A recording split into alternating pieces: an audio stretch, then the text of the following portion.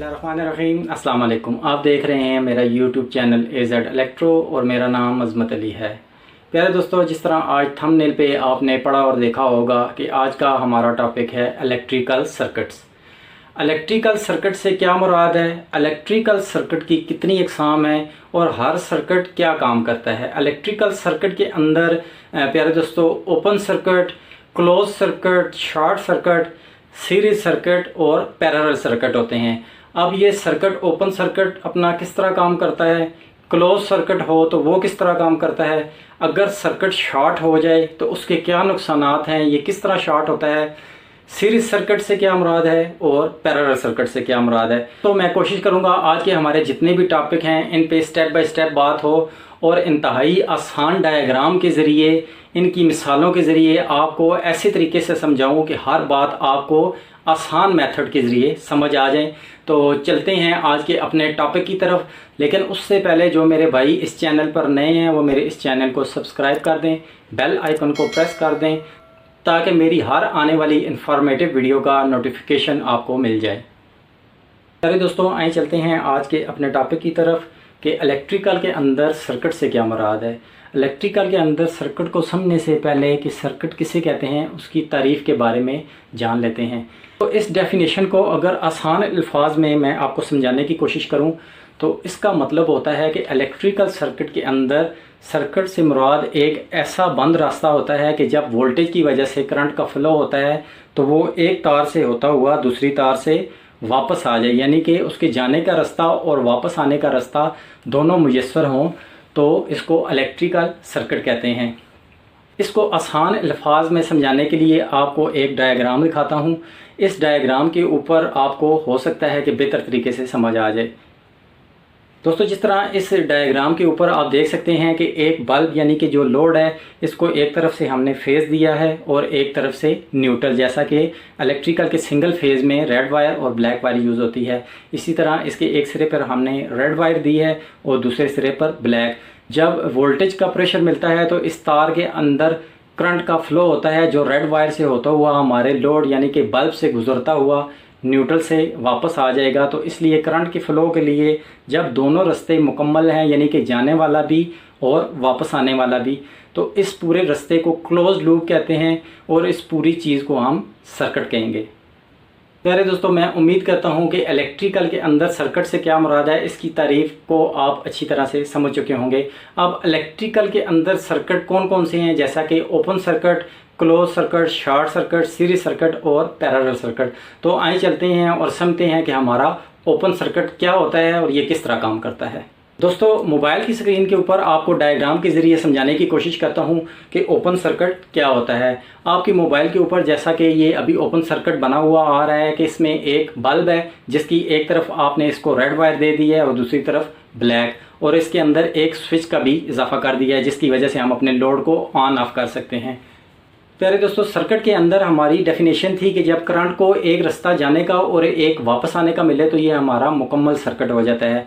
लेकिन अब open circuit से मुराद ऐसा सर्किट होता है कि जब करंट को जाने के लिए या वापस आने के लिए किसी एक रास्ते में उसका रास्ता ओपन हो जाए, उसे ओपन सर्किट कहते हैं। फिर दोस्तों, आपके घरों में भी जब एक कमरे के अंदर आपकी स्विच बोर्ड यानी बटन लगे होते हैं और किसी भी लोड को आप ऑन ऑफ करने के लिए उसके लिए बटन का इस्तेमाल करते हैं, तो दोस्तों इस डायग्राम के ज़रिए आप समझ सकते हैं कि जब आप बटन स्विच ऑफ कर देंगे तो करंट को वापसी का रास्ता मुयस्सर नहीं होगा, जिसकी वजह से वो आपका लोड ऑफ हो जाएगा।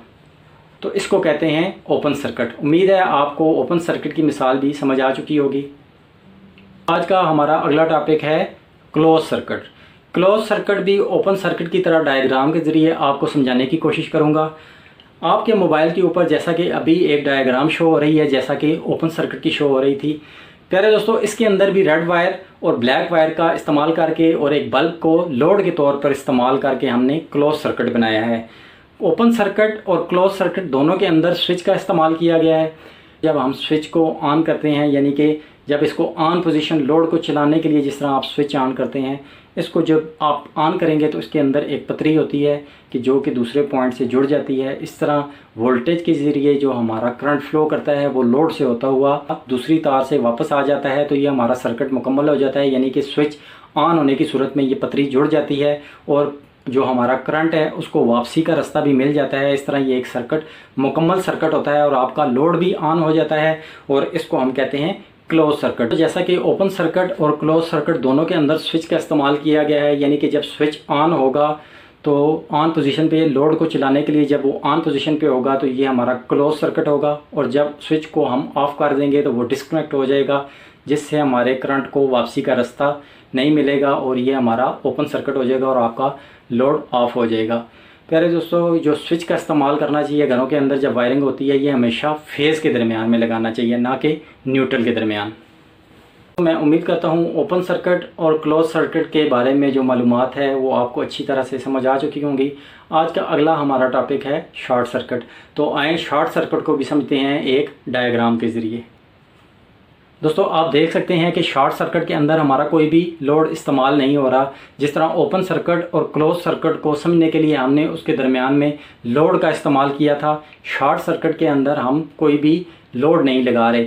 मतलब कि आपकी फेज़ की वायर और न्यूट्रल की वायर, रेड वायर और ब्लैक वायर आपस में अगर जुड़ जाएं, आप जानबूझकर जोड़ें या हादसाती तौर पर जुड़ जाएं, तो इसकी वजह से जो सर्किट शॉर्ट हो जाता है इसको शॉर्ट सर्किट कहते हैं। शॉर्ट सर्किट इतनी ख़तरनाक चीज़ है प्यारे दोस्तों कि आपके घर के अंदर खुदा न खास्ता अगर कहीं शॉर्ट सर्किट हो जाए तो पूरे घर के अंदर आग लगने का डर होता है।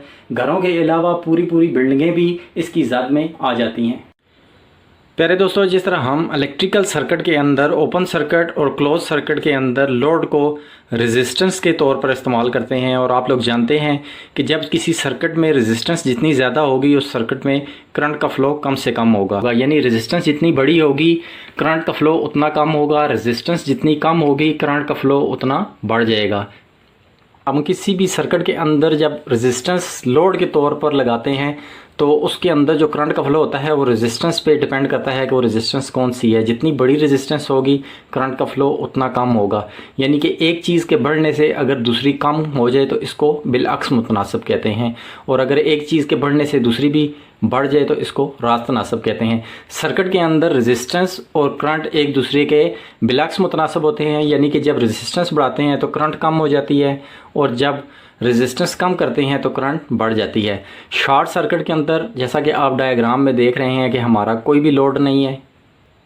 अब जब लोड नहीं है तो इसका मतलब है कि रेजिस्टेंस कम है, और रेजिस्टेंस आपको पता है कि जब ज़ीरो हो जाएगी तो उसके अंदर जो करंट का फ्लो है बहुत ज़्यादा हो जाएगा, क्योंकि रेजिस्टेंस और करंट आपस में बिलअक्स मुतनासिब है।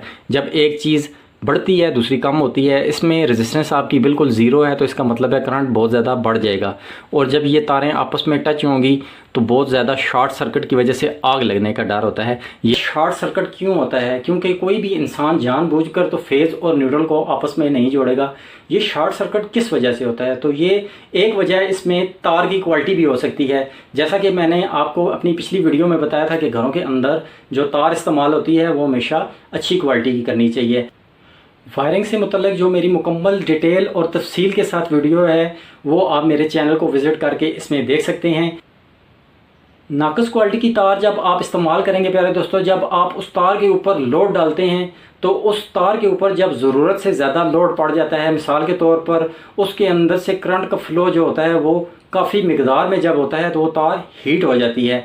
और जब एक पाइप के अंदर काफ़ी सारे तारें डली होती हैं तो एक तार की हीट की वजह से वो इतनी हीट हो जाती है कि वो पिघल जाती है, और उसके पिघलने की वजह से साथ दूसरी तारें जो उसके साथ न्यूट्रल भी गुजर रही होती है, उस न्यूट्रल के साथ जब ये फेज़ की तार आपस में जुड़ जाती है तो ये स्पार्किंग की वजह से आग लगने का बायस बनती है। दूसरे नंबर पर शॉर्ट सर्किट की सबसे बड़ी वजह हो सकती है कि घरों के अंदर जब वायरिंग की जाती है तो तारों को आपस में ज्वाइंट किया जाता है, यानी कि जोड़ लगाया जाता है, और उनके ऊपर प्रॉपर टेप नहीं की जाती। एक वजह तो स्पार्किंग की ये भी हो सकती है, और दूसरी जब आप तारों को ज्वाइंट लगाते हैं तो वो मजबूती के साथ नहीं लगाया जाता है। जब तारों का जोड़ नाकस लगा होगा तो जब हैवी करंट उसके अंदर से गुजरेगा तो स्पार्किंग की वजह से तार स्पार्क करके जल जाएगी, और साथ दूसरी तारों के साथ भी स्पार्किंग की वजह से पूरे घर में आग लगने का डर होता है। शॉर्ट सर्किट की एक और मेन वजह भी हो सकती है, जैसा कि हमारे घरों में सॉकेट का इस्तेमाल किया जाता है। अक्सर सॉकेटें इस्तेमाल करने के बाद उनके अंदर लूज़ कनेक्शन हो जाता है। मिसाल के तौर पर जब आप उनके अंदर शू लगाते हैं तो वो शू की वो ग्रिप नहीं होती कि जब आप नई सॉकेट लगाते हैं तो उसके अंदर ग्रिप होती है। तो कोशिश किया करें कि शू की जो ग्रिप होती है वो सॉकेट के अंदर काफ़ी मजबूत हो, क्योंकि जब आप शू लगा लेते हैं, जब आप अपना लोड चलाते हैं, तो जब उसके अंदर से करंट गुजरता है तो लूज़ सर्किट की वजह से स्पार्किंग होती है और आपकी उस स्पार्किंग की वजह से वो तार हीट अप हो जाती है और शू जल जाता है। और अगर इर्द गिर्द कोई ऐसी चीज़, ऐसा मटेरियल पड़ा हो कि जो जल्दी आग पकड़ने वाला हो, तो उस लूज़ सर्किट की वजह से आपके घर में खुदा न खास्ता आग लगने का डर होता है। तो प्यारे दोस्तों, शॉर्ट सर्किट से बचने के लिए कोशिश किया करें कि आप अच्छी क्वालिटी के ब्रेकर इस्तेमाल करें। जिन घरों में ब्रेकर नहीं है वहाँ वो कोशिश करें कि फ्यूज़ लगा लें, लेकिन मेरा मशवरा है कि आप अच्छी क्वालिटी के ब्रेकर इस्तेमाल किया करें। लेकिन अगर आप ब्रेकरों के अंदर भी कोई अच्छी क्वालिटी के ब्रेकर नहीं लगाएंगे तो जैसा आप ये तस्वीर में देख सकते हैं कि शॉर्ट सर्किट होने की वजह से आग तो लग चुकी है लेकिन ये ब्रेकर ट्रिप नहीं हुए। हालांकि इनका काम ये होता है कि जब भी कोई फेज़ और न्यूट्रल आपस में टच होती जाए तो ट्रिप करा देते हैं, लेकिन अगर ब्रेकर आपकी इस चीज़ को ट्रिप नहीं करा रहा तो फिर आप उनकी क्वालिटी पे गौर कर लें कि आपने किस क्वालिटी के ब्रेकर लगाए हुए हैं। दोस्तों, मैं उम्मीद करता हूँ मेरी आज की ये इन्फॉर्मेटिव वीडियो आपको पसंद आई होगी और तमाम टॉपिक के ऊपर जो मेरी मिसालें और डेफिनेशन मैंने की हैं वो अच्छे तरीके से डायग्राम के ज़रिए आपको समझ आ चुकी होंगी। लेकिन उसके बावजूद अगर किसी भाई का कोई भी सवाल है तो वो कमेंट सेक्शन में पूछ सकता है। जिन भाइयों को ये वीडियो पसंद आई है वो मेरे इस चैनल को सब्सक्राइब कर दें, मेरी इस वीडियो को लाइक कर दें, बेल आइकन को प्रेस कर दें और ये मेरी वीडियो अपने दोस्तों, अपने प्यारों के साथ शेयर भी कर दें।